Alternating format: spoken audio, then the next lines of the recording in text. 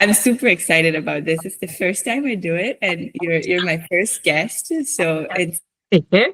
it's even more exciting to set off on this new journey with you. Yes. Thank you. I'm very honored. Yeah, yeah. So thank you so much for accepting my invitation, and for meeting with me. Um, yeah, so as I mentioned to you in my email, I'm working on this PhD research entitled An Augmented Drum Solo Performance Study. And part of this research consists of interviewing drummers who actually play solo and learn about their compositional and improvisational methodologies and strategies so that they can be examples for others approaching this super scary practice. Mm.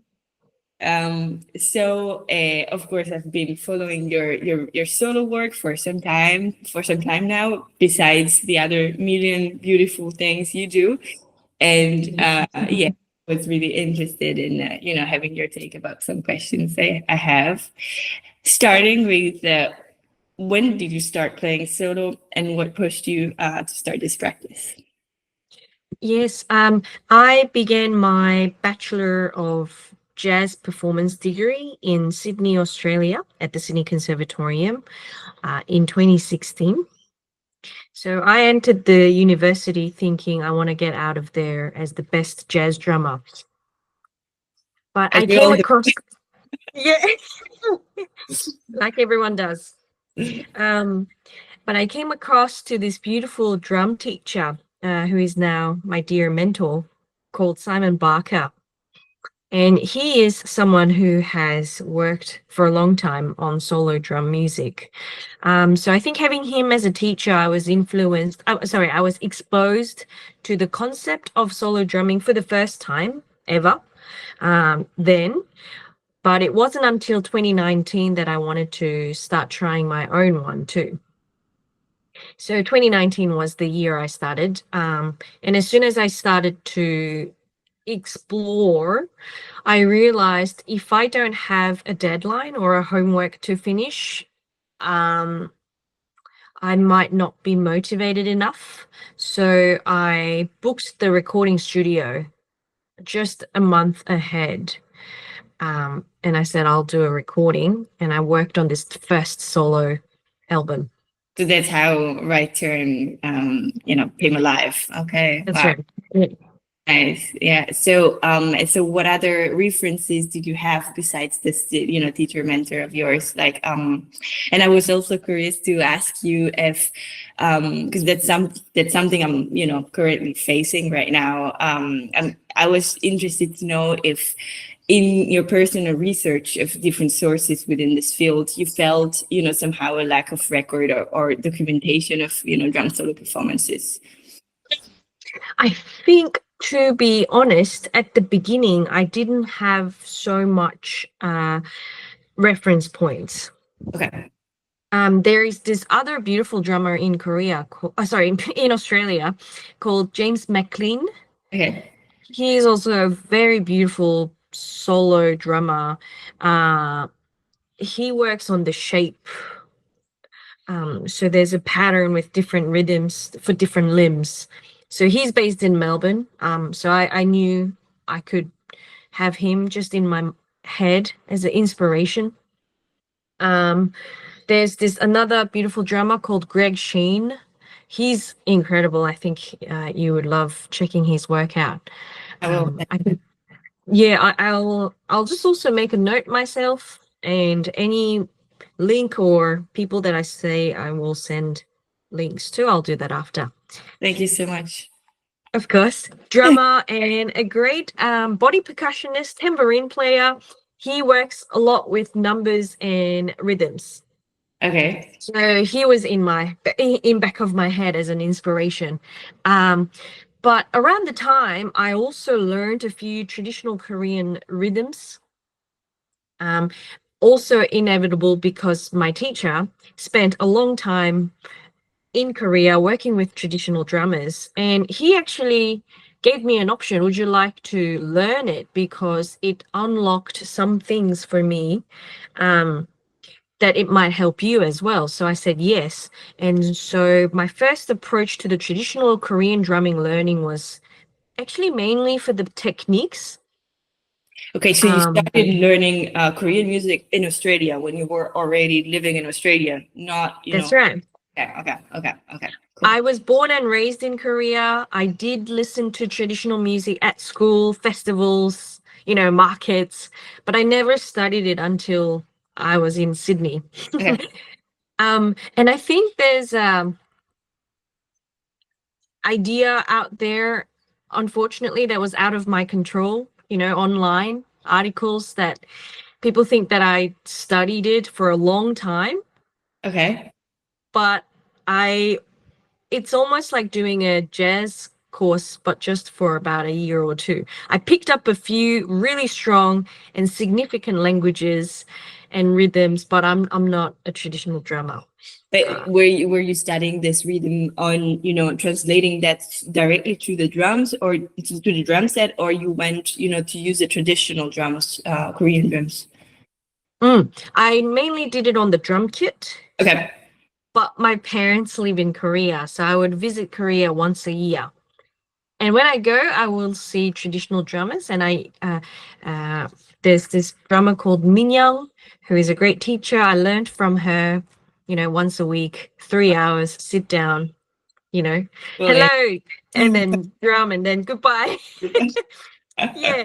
So I have some level of training, but I approached it to understand techniques, sound, and rhythm, as well as structure.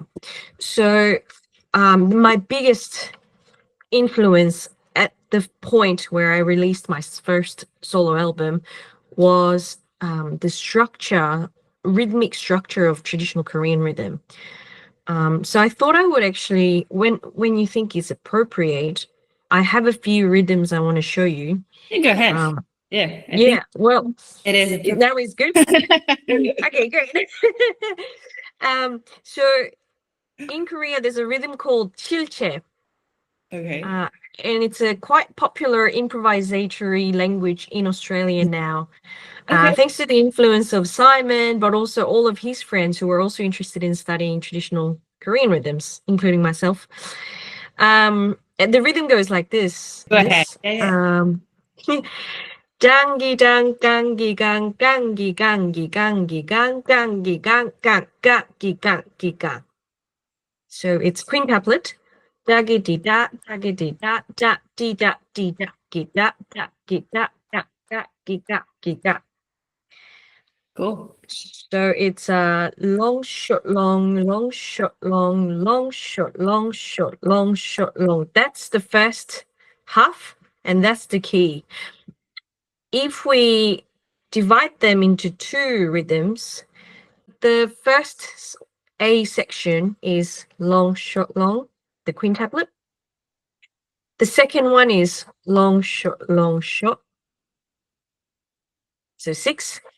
So it's AABA, which is I guess a universal, like jazz AABA. So long, short, long, long, short, long, long, short, long, short, long, short, long. Okay. Beautiful. And so I would just practice that. And then after a little while, I learned the tail. So after that, second half is gangi gang gang gangi gangi gang. It's 3 quintuplets. Long, short, long, long, long, short, long, short, long. Okay. So together it's 7 sections, and chilche means 7 strikes. Okay. And that's because there's this huge traditional gong called the jing. And the jing player, while the drummers play chilche, they would hit the first note of each section. So they would go banga gang, banga gang, banga ganga, banga gang, banga gang, gang gangi gangi gang. Wow. And when I learned that, I was like, what a weird structure. It's not in 8 sections. It's not even in the same time signature. Of course. Yeah. but then once you're in it, I can't even count myself in it. Because I cannot count myself to go 3, 4, gang, gang, gang. I mean, I can, but it doesn't really make sense. Yeah. So It's then you have something to. that became so natural to you that you don't even need to think about it anymore. Yeah. Yeah, it's a whole phrase, I think, and the whole phrase has a story to it. So it's a gangi gang gangi gang. You play the same thing twice and offer the repetition. Gangi ganging. There's a bit of a peak there, and then release. Gangi gang. Then lift again. Gangi gang gang gang. That's the peak. Gang gangi gangi gang. Wow, that's beautiful. And I also started to divide that 7 section into first 3 and then the last 4 as a way of practicing. So gangi gang gangi gang gangi gangi. Forget about that. Oh, gangi gang gang gangi gangi gang. Yeah, gangi gang gang gangi gangi gang. Sorry, just the last 3. Okay. Gangi gang gang gangi gangi gang. That's another ABA. Gangi gang gang gangi gangi gang gangi gang gang gangi gangi gang. So then I saw this potential of using a small cell and turning it into a big rhythmic structure and to feel eventually free in it.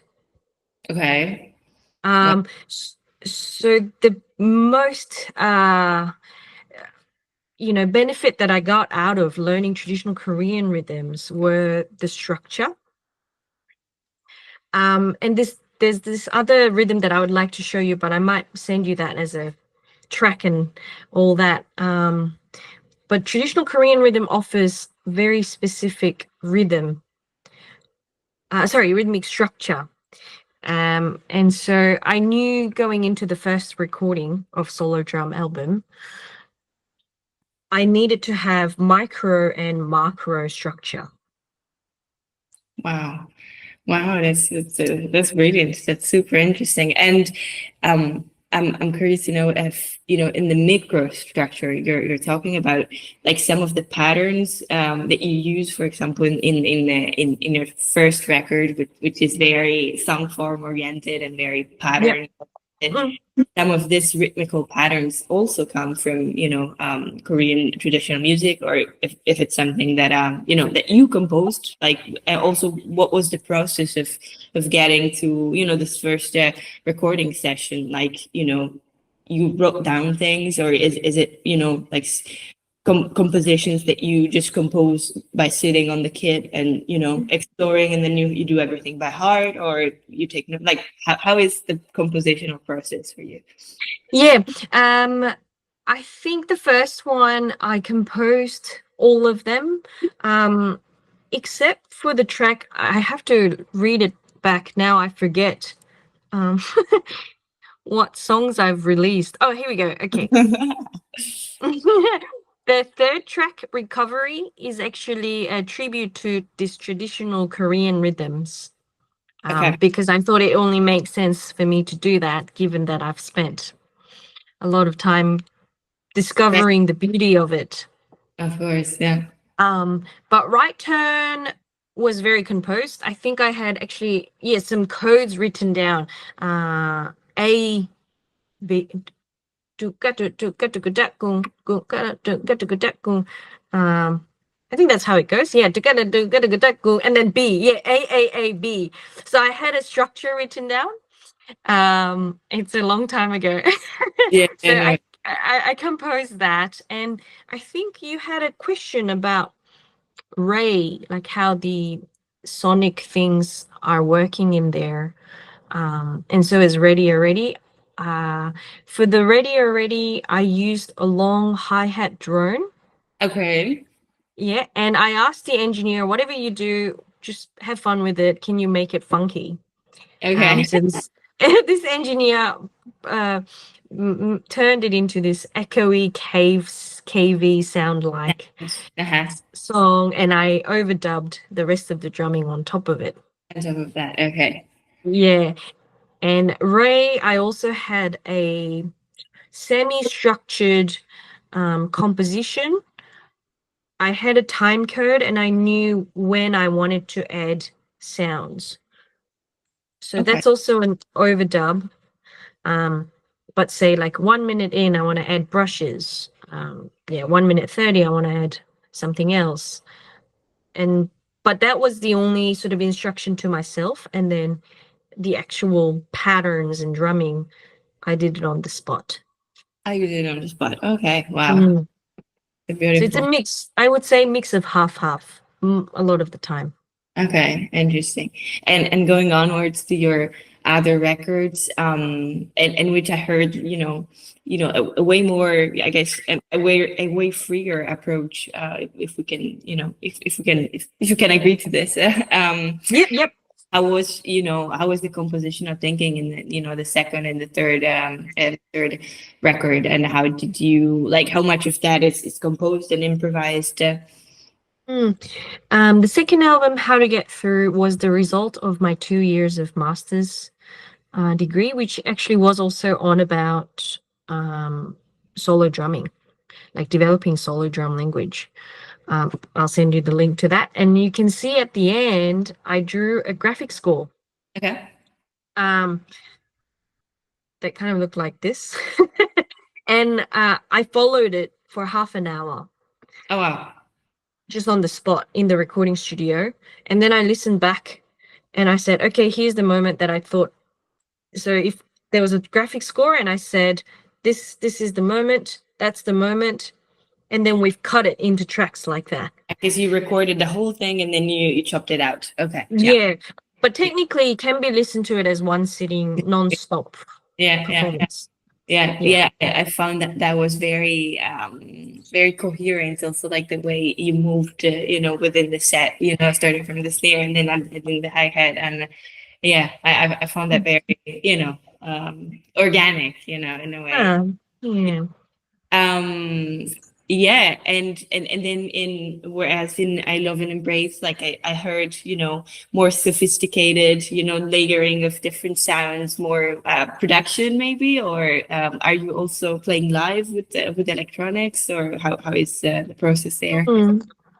I felt bad reading your Q&A because second half of the page looked like it's to do with how to utilize electronics and acoustic drum kits. But I mean, as you've seen at the beginning of this session, I'm very slow with electronics.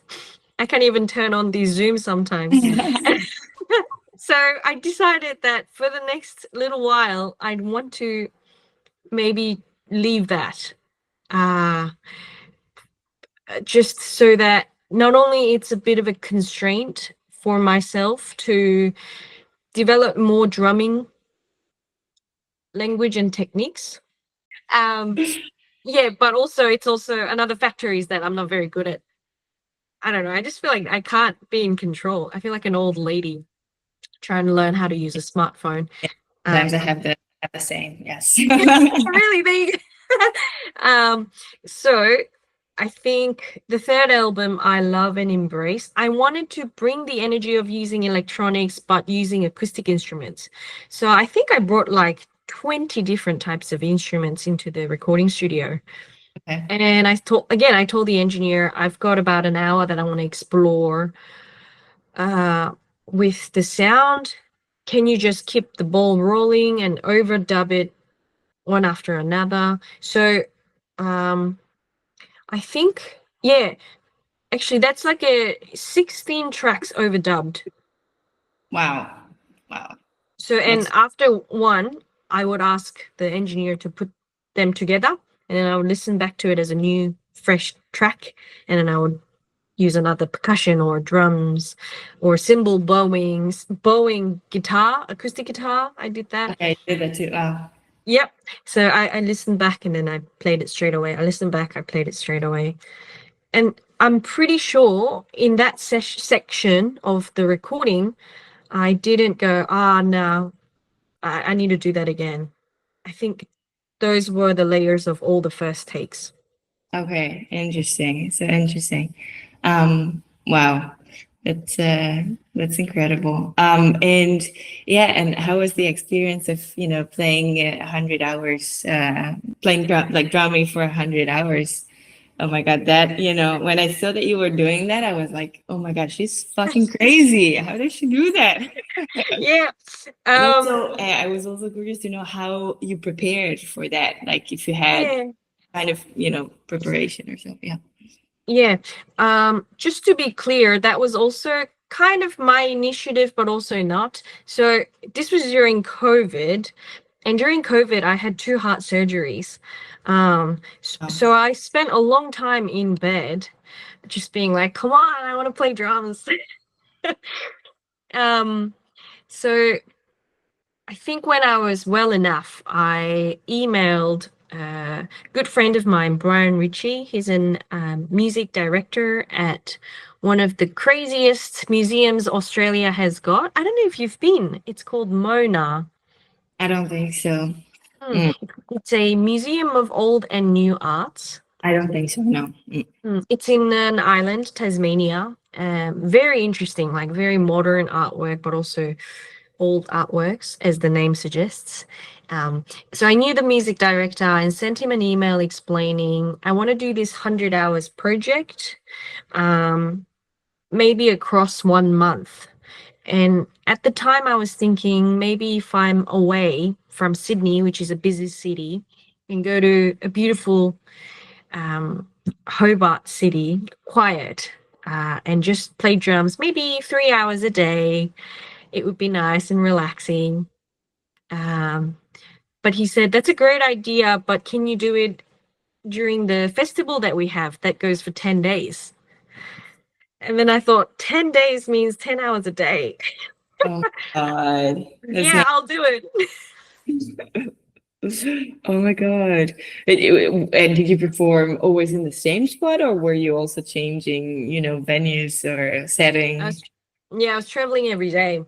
Wow. Um, but the museum was so supportive. So they, provided me with the driver and tech rider for the first time. I just had to be there and the drum was set up. You It had a was roadie. Oh my God. amazing. That's yes, I Yeah. had a similar experience, and I was like flying so high every time I would show up there, and everything Yeah. is Well, there I set up. know. I I just don't have to even sit and have play. to put the symbols. Yeah, Yeah.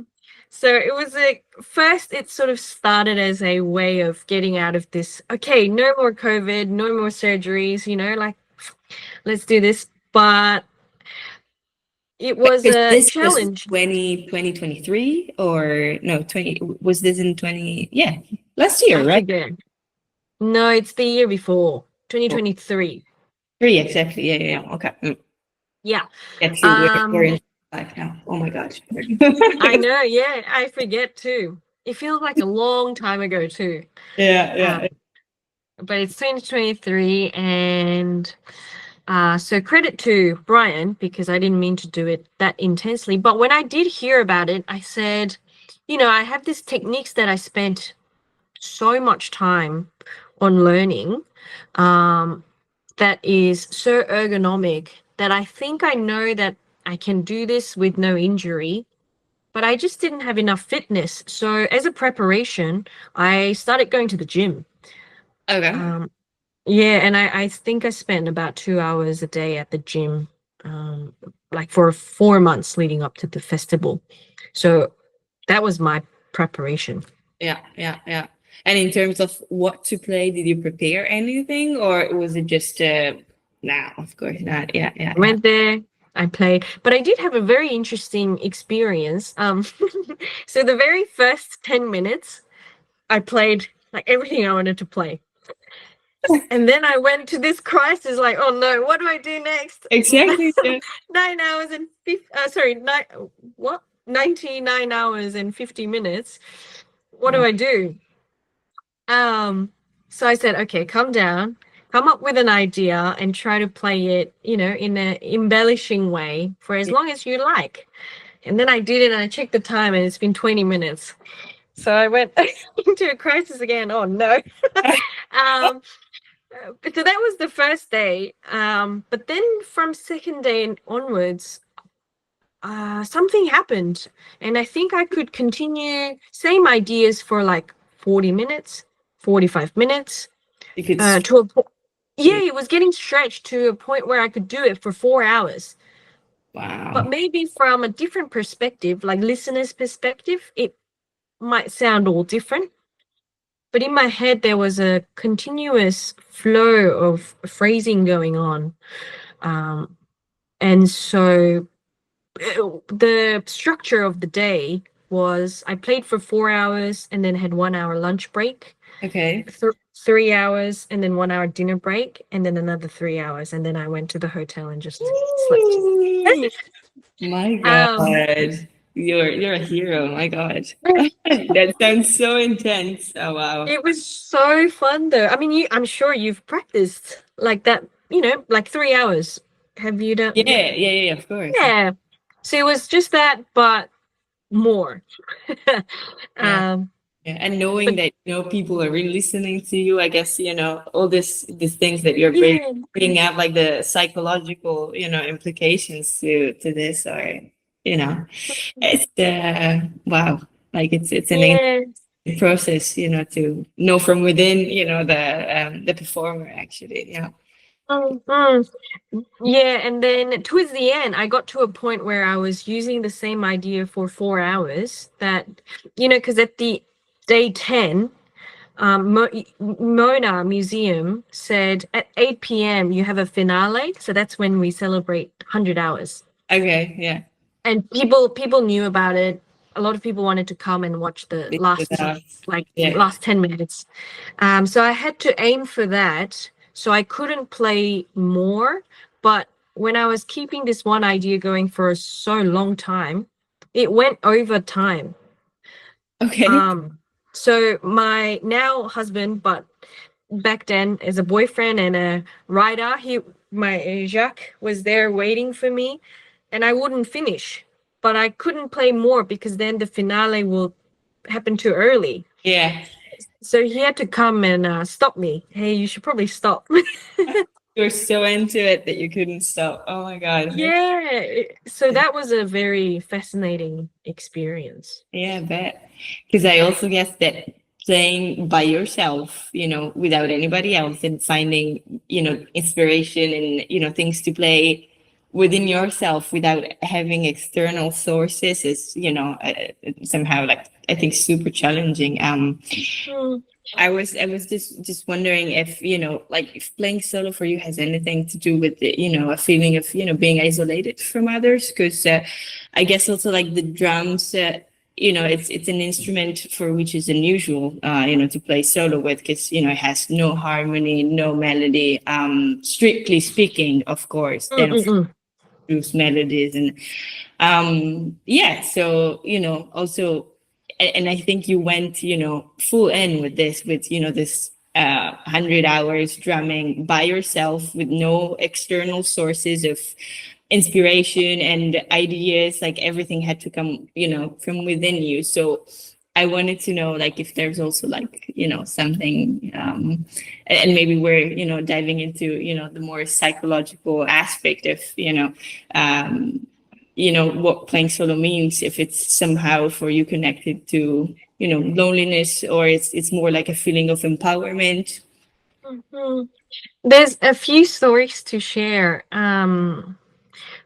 I think one way that I started enjoying solo drumming a lot is from practicing alone a lot as well. I was very, very blessed with a bunch of great friends at university. But when I first started, I got to the city by myself. So I didn't have a family. I didn't know anyone in the city.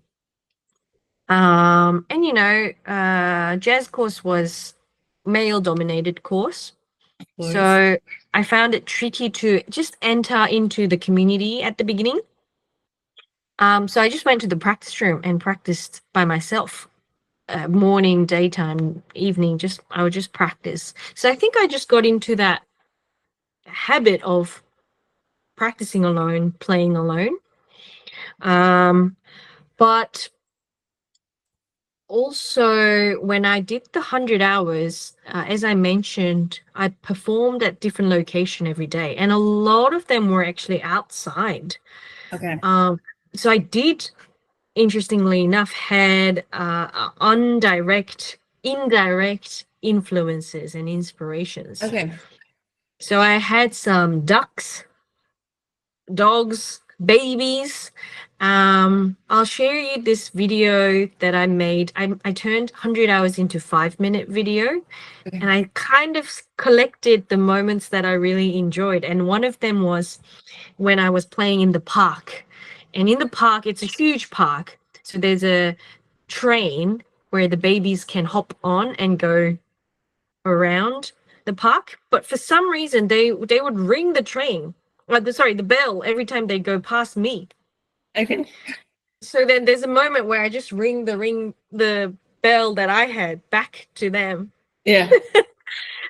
So I had a great time just using the space, location, feeling connected with the nature as well was fantastic. And at times I would be in this interesting sounding room. Acoustically, they were very interesting. So I would experiment with the bounces and the echo. And to prepare for that, do you get to a place like before you study it, to understand how resonance work in the place where you're going to be performing, or is it something? Is it a discovery process that you bring on while playing? It was a discovery places. I knew where I was going, but it was my first time visiting all of them. So I would get there and then I would discover as I play. I think by the end of the night, I was like, oh, now I finally know. Now it. I got it. Yeah. Yeah, and then I had to go to the next place next day. No. Okay. Wow. Super interesting. Yeah, Sorry. but that's okay. Isolation wise, it's funny because my husband asked me, what prompted you more than just, let's do it. What else prompted you to do it? And I said to him, I just want to be away from people. I want to be alone quietly. And then he found it funny that, you want to be alone and quiet, but then you're drumming. Exactly. But that just solo drumming allows such sensation of independence, and it's really you have no one else that you can hide from. You can't hide behind the pianist or a horn player. You really have to be honest. You have to be an honest player and a person. So I quite liked that feeling of having to face my bare self. And ask me, are you doing that to trick yourself, or do you mean it musically, creatively, compositionally, drumming wise? Do you really mean what you're going to do? So being intentional was a great part of it. But it's also funny because I thought that's what I wanted.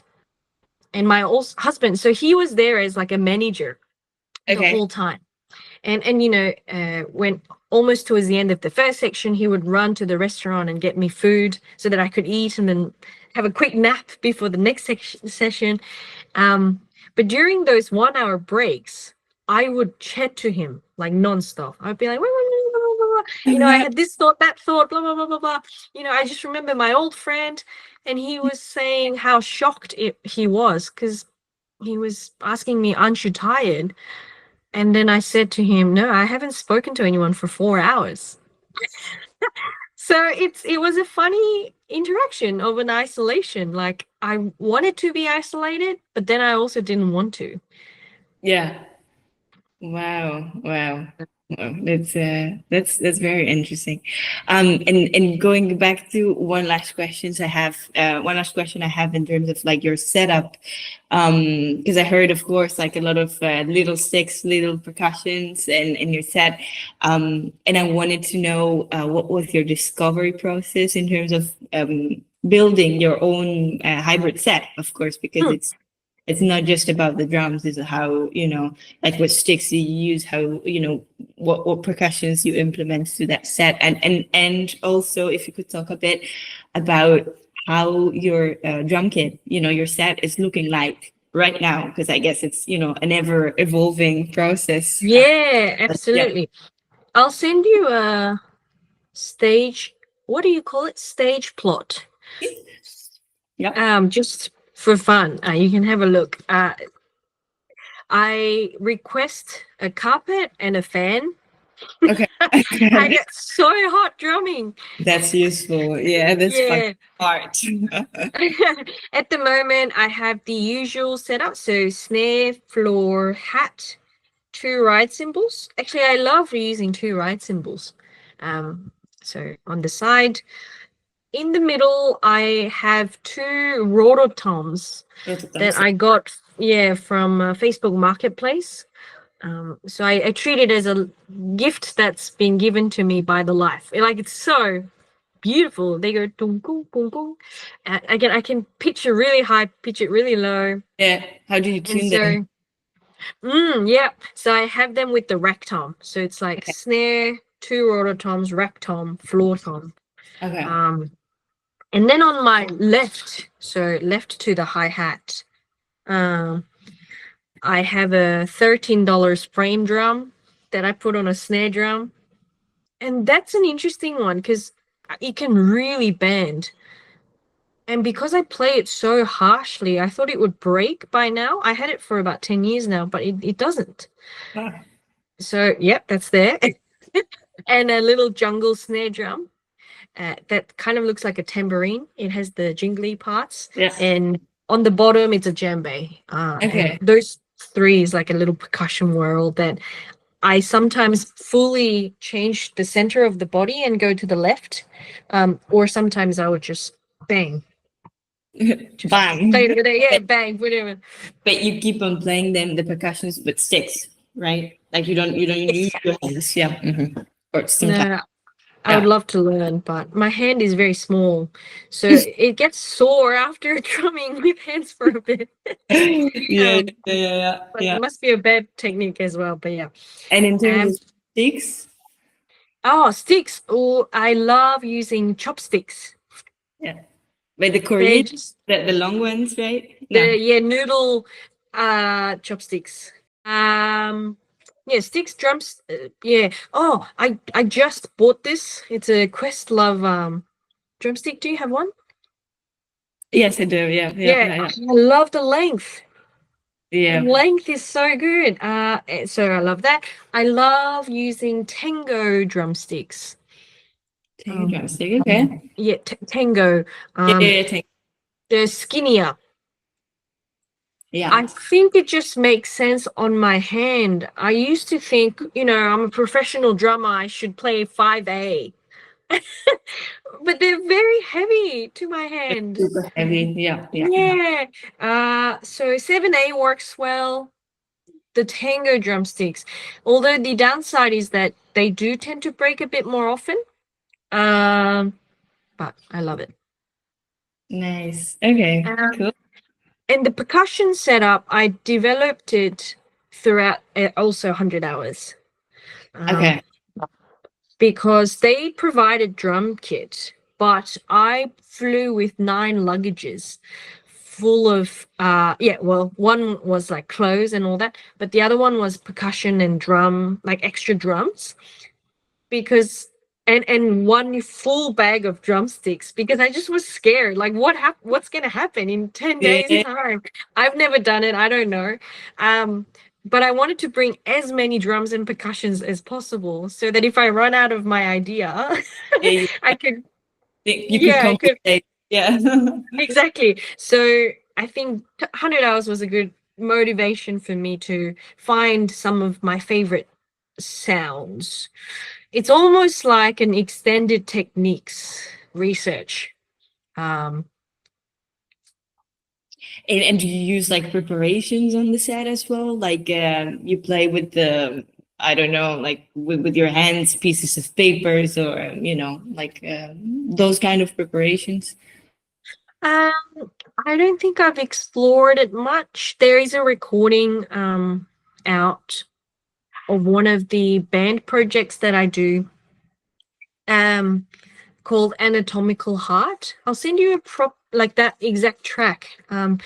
But it was developed, the music was developed and recorded in a rural side of Australia. And on the recording day, I was on a walk and I found this beautiful gum tree leaves. Okay. So I decided to just play around with it on the kit just to be funny in front of my friends. But then I thought, this sounds really good. So I implemented that. Nice. And Yeah. Beautiful. Yeah. Cool. All right. Okay. Now I guess it's time to get into, the more anthropological topics. Yep. Yeah, so I'm just, gonna ask if in your experience, do you think there's a connection between the way you play and your gender and ethnical identity? Just to give, a little example of what I mean, I feel that, for example, for myself, when I started to play drums, I had this thing that I could not play loud. Like I was always, in this state of, I would play and I would constantly think of, being bothering people, being too loud to vent and in the face, and that actually also I found out reflects, the way the way I'm playing, to these days, and I feel, this, definitely got conditioned somehow by, the patriarchal education system I grew up with, so my mom, like I grew up as a, a young girl, being said from, parents and teachers, yeah, you have to behave, you don't have to bother, you have to respect, the elders and all that.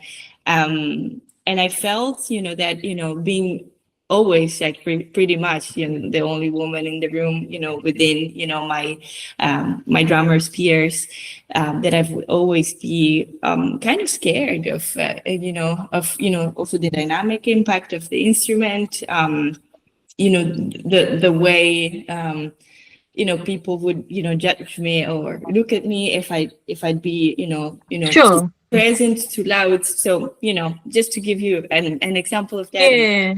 If you have thoughts about this. Yeah. Let's see. I think I've been drumming for 19 years now. And I'm sure earlier on, what I thought when I was a girl, I'm not too sure. I think the way I entered drumming was through the church. And the church is a very embracing place. It was for me.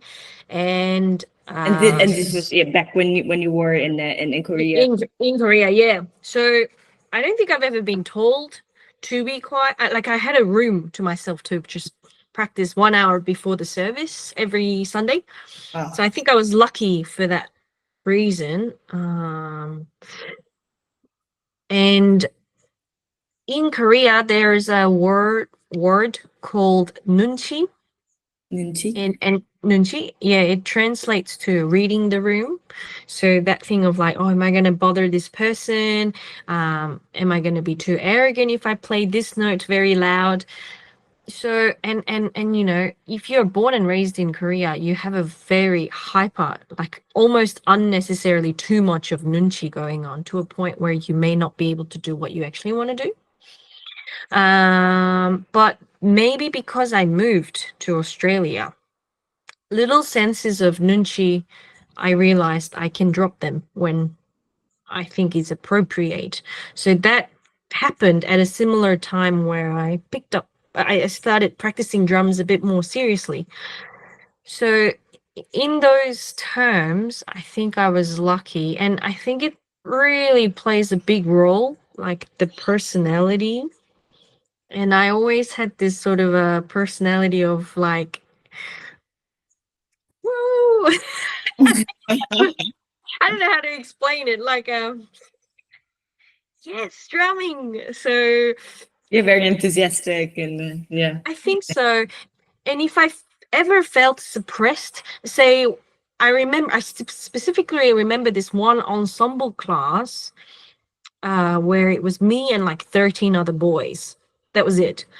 And everyone was like soloing, for 5 minutes. And then they sort of chucked away a little solo for me. And then I was like, you aren't getting a nice, gentle, short one. You're going to get the full experience. Yeah. Again, it wasn't to be rude. It was never to be rude, but I was like, you had your time to shine. It is now mine. And I remember not looking at my teacher. Go get it. Yeah, I was like, I think if I look at the teacher, I would read the nunchi and like might shy out a bit, but I just closed my eyes. I went for 10 minutes and then I looked up and I said, yeah, there we go. I'm done. Now your turn. So I think personally, I do get asked a lot because given being a female drummer, and that is still very, very uncommon, and it is my joy to be able to support young female students. But personally, I think it never affected my musical choices. But I can feel that certain aspects of being this, it's actually more ethnicity for me than being a woman. Like being able to have this nunchi, it kicks in really well when it comes to group improvisation. Okay. So just like if there's a phrase that I would like to compliment, I would know when it is. Because I would be reading the musical nunchi the whole time. Yeah. Is it like you also like being? It means also like being sensitive and reactive to the music for you, and getting the right space into playing and listening, right? I think so. Reaction, definitely. I don't. If I hear an exciting phrase, I can't just sit still. I have to go. Yeah. Actually, again, going back to traditional Korean music, there's this chanting coming from the audience as well. So if drummer plays really well, everyone goes, yes, Oshigo, keep going, go harder. People tell you to go harder. So I feel similarly when it comes to playing with other people. I feel like the nunchi helps the interaction, the speed of the interaction. And I try to implement it in my solo drum playing as well. In fact, the track called Tiki Taka on drums in my third album, because tiki taka is a Spanish term for soccer playing. Oh, I didn't know. Okay. It's apparently when 2 or 3 players pass the ball to each other really quickly. Okay. So that the opponent team doesn't get to steal the ball. That's called tiki taka. Okay. And in Korea, it gets used as when 2 or 3 friends have such deep friendship and they can make jokes non-stop, like a comedy show. We call it, they have a great tiki-taka between them. Oh. And I think I try to work on developing tiki-taka between my arms, between my right hand and right foot. All the combinations. I was working like, can you guys talk to each other? Can you talk to each other? So maybe having that level of serious thinking, I wonder if my background and identity also either directly or indirectly kicks in. Of course. Yeah. Of course. Yeah. Wow. And it was also these days I was also thinking that like a lot of the way we play, I guess it's conditioned, of course, by jazz education and by what the role of the drummer represents, and have represented in history, like in within ensembles and within big bands. And so and I feel also like that sometimes, like when I play solo, I feel sometimes resistance, within me, in kind of like leaving some of, the traditional roles of, of playing drums, like, the timekeeping, the fact of being, the structure keeper of the band, and which, surprisingly in your records, I found it's very organic. Like, so you have, you maintain that role, but on the other side, like you explore, all the melodic and, the possibilities on the drums, and this, like, you make, I think the role of the historical role of the drummer thrive, in your solo performance, because it's I don't know, I feel it's very complete. It's very organic. You have some of that, but, you also bring that forward, kind of, giving yourself, the power of, being a soloist, is exploring, freely, on the drums, like with different, preparation, and so on. So, like, I was wondering if you also felt this, that, that some historical or anthropological biases related to the role and identity of the drummer have influenced the way you approach to your solo practice. Yeah. I think now, yes, because I started listening. It's a bit embarrassing to say, but when I was practicing, I only listened to my own drumming. Um, well, I still practice, but now I understand the importance of learning other drummers' approach as well. So even today, I was just listening to Jeff Tain Watts' Stevie in Rio. Such a fun song to listen to. Yes, yeah. And yeah, I thought, whoa, like he plays drums like a driver who you don't get a car sick from being in a car with, Yeah. like, and then now I have ears to also hear. Oh, I can see that, like, his volume between hi-hat and snare is matching. That's what I thought from that track today. This is, yeah, like I was teaching and I was driving between teaching and I heard it and I thought that's what it is. But I think so far I didn't really. It could be positive and negative. I had a freedom to set my own terms on the solo drum repertoire because I didn't have strong, strict references. But I don't think it should be mistaken for that's the way to do it, because if I go back, I would approach things differently. But I was very, very desperate to learn these techniques because I didn't have very good technique. I was struggling with RSI, and I never had a proper drum teacher.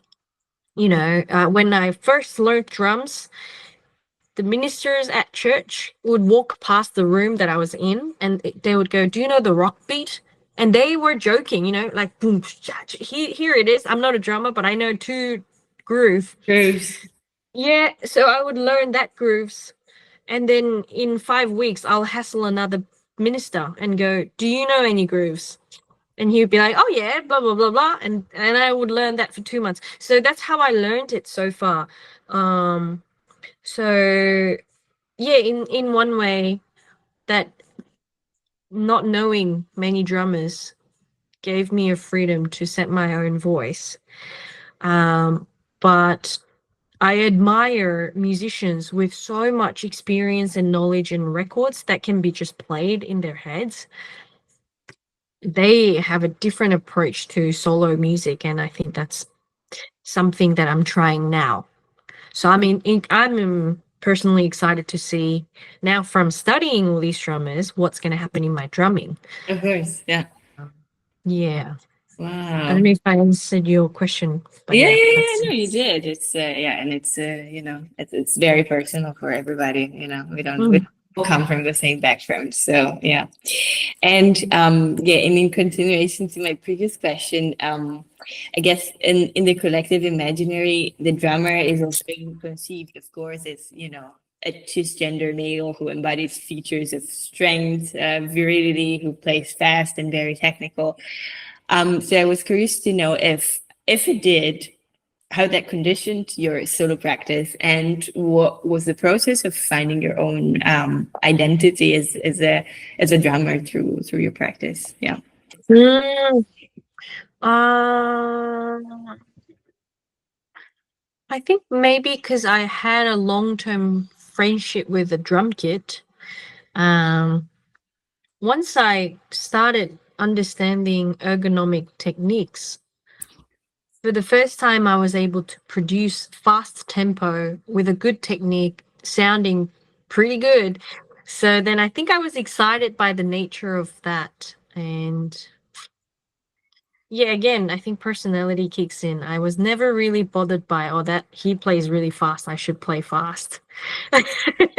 I think I told myself, wow, I can play fast now, so I should play fast.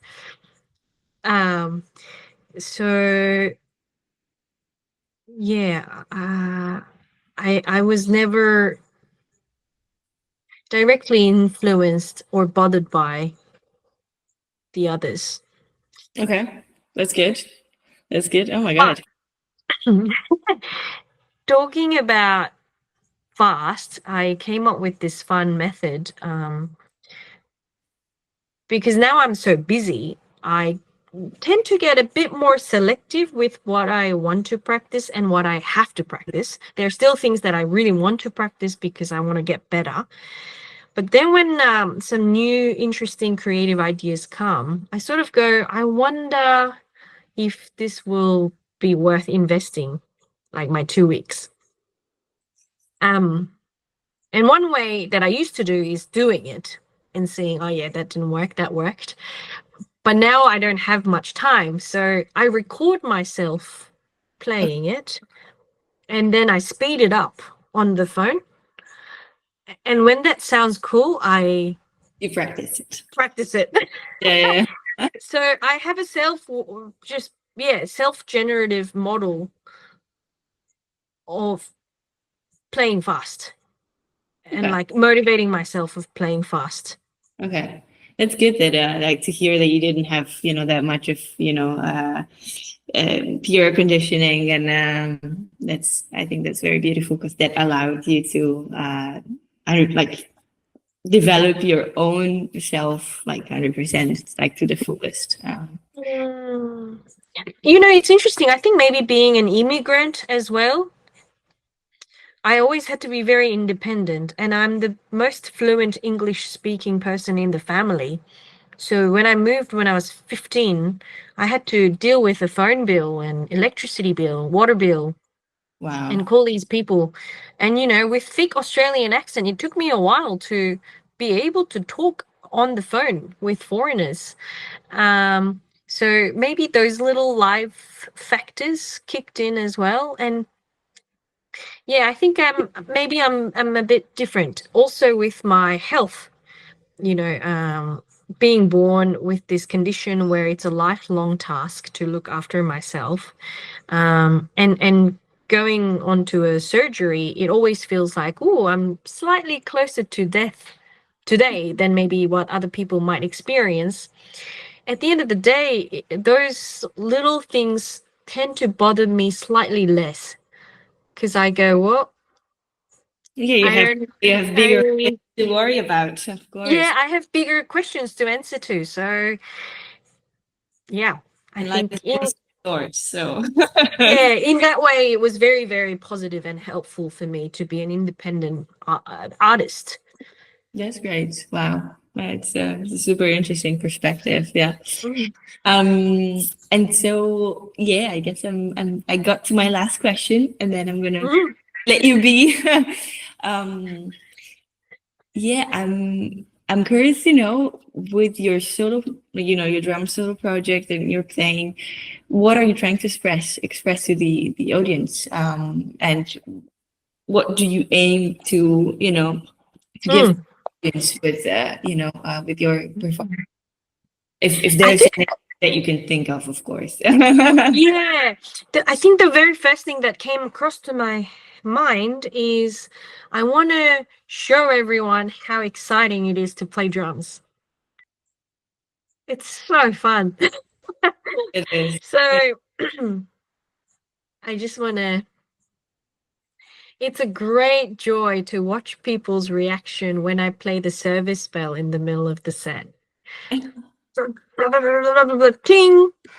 Everyone laughs, and everyone was watching me as if it's a very serious, conference, and then everyone laughs, and I just love that. So yeah, I think love of drumming is a big part, probably the main part. And yeah, I guess a few years back, I was also in a crisis, like, what does it mean to be a freelance working musician, touring and performing music? Am I one of those entertainers who have to feel like I'm a monkey in the zoo? But I come across to people who gets excited by the music I provide, and they go back to their own field of work and contribute to the community. So I think that sense of community for me is very important, and I am part of the community, so I'm appreciative of that ecosystem. Yeah, and it's something super beautiful that you have in Australia. I really felt it when I came. Yeah, definitely. Thank you. Yeah, it's very special. Yeah, it's very special down there. Yeah.